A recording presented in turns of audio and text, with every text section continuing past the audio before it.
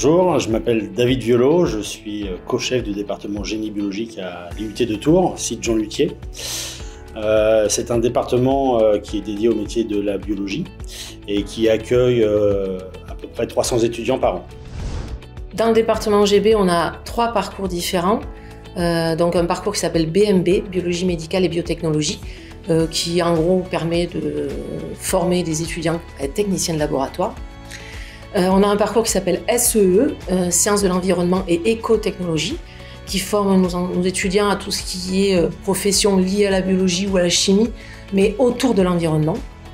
Et le dernier parcours, c'est diététique et nutrition, qui sont, comme son nom l'indique, va former des diététiciens nutritionnistes, donc des personnes qui vont travailler à l'hôpital, qui vont travailler dans des restaurations collectives, chez les prestataires de services, ce genre de choses, dans le domaine de la diététique.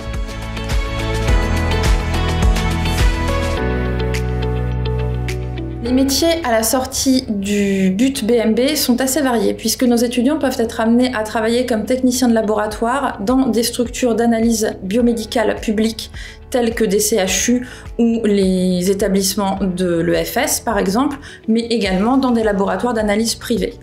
Ils peuvent également être recrutés dans des laboratoires de recherche de structures publiques, par exemple l'INSERM ou l'INRA, ou bien des structures de recherche privées. Ils peuvent également être amenés à être recrutés dans l'industrie pharmaceutique ou en cosmétologie, mais également dans l'industrie de développement de biotechnologie. Tout au cours de la formation BUT BMB, pendant les 3 ans, les étudiants sont amenés à réaliser différents projets tutorés par petits groupes. Ces étudiants en groupe sont également, bien entendu, encadrés par un enseignant. Et lors de ces projets tutorés, les étudiants sont amenés à réaliser des études bibliographiques, également des expérimentations en plus de leurs travaux pratiques, mais également à présenter le fruit de leurs recherches lors de petites sessions orales.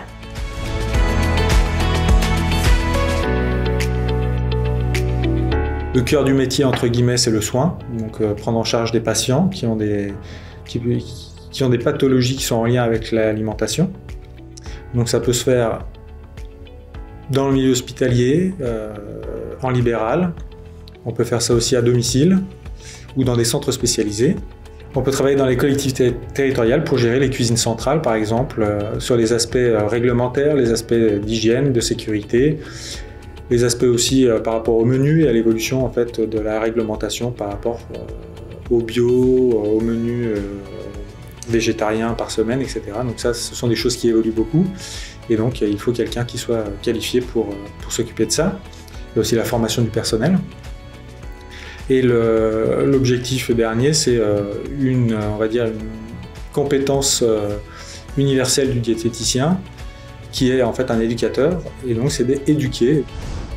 Du coup, ces objectifs correspondent totalement au métier que l'on peut faire. Alors, dans les métiers, en plus de ces 3 aspects, c'est-à-dire soigner, nourrir et éduquer, on peut aussi travailler dans l'industrie agroalimentaire, dans la recherche et développement.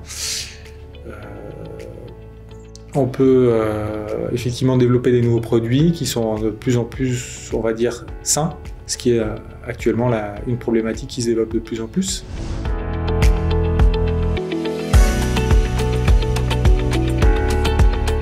Le parcours Sciences de l'environnement et écotechnologie a pour objectif de former des techniciens et des assistants ingénieurs dans le domaine de la gestion et de la protection de l'environnement. Son objectif est l'insertion professionnelle directe. Les débouchés professionnels sont assez variés. Ils peuvent se faire auprès d'organismes institutionnels, de collectivités territoriales ainsi que dans le secteur privé, notamment dans des bureaux d'études par exemple, également auprès d'associations mises en jeu dans la protection de l'environnement ou encore dans des laboratoires de recherche. Il y a 5 grands domaines de compétences qui sont abordés. Le premier domaine de compétences est à mettre en lien avec la capacité à réaliser des analyses. Le deuxième grand domaine de compétences est à mettre en lien avec la capacité à réaliser des projets de recherche. Le troisième domaine de compétences est en lien avec la protection et la gestion de la biodiversité. Le quatrième domaine de compétences est en lien avec le traitement et la gestion des pollutions. Et le 5e et dernier domaine de compétences est en lien avec la mise en place de l'économie circulaire, ce qui fait appel à des notions de gestion des déchets, de minimisation de l'empreinte carbone ou d'éco-conception notamment.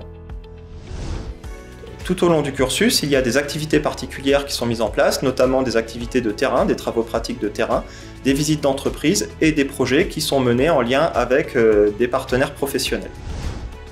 Pour former ces 300 étudiants, nous avons une équipe pédagogique assez conséquente, environ 30 enseignants-chercheurs, environ 150 intervenants extérieurs professionnels qui sont des personnes à qui on fait appel pour qu'ils apportent des compétences très techniques et très spécifiques.